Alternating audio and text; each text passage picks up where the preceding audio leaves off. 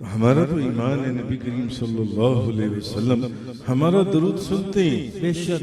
میں اکثر آپ کو حضرت ابو درداء رضی اللہ تعالیٰ عنہ والی وہ روایت سناتا ہوں.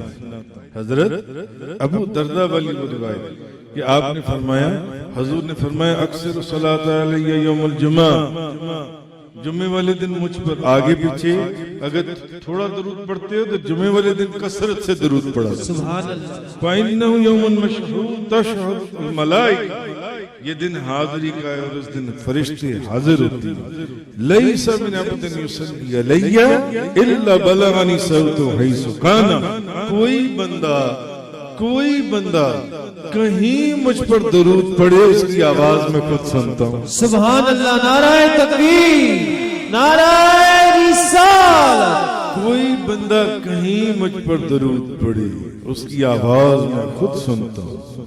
اور ویسے تو نبی کریم صلی اللہ علیہ وسلم کچھ ایسے ہیں جن کا درود حضور کی بارگاہ میں پہنچا دیا جاتا ہے، کچھ ایسے ہیں جن کا درود حضور خود سنتے ہیں. یہ اپنا اپنا مرتبہ اور مقام کی بات ہے، کیونکہ نبی کریم صلی اللہ علیہ وسلم کو اللہ پاک نے غیب کا علم عطا فرمایا. سبحان اللہ.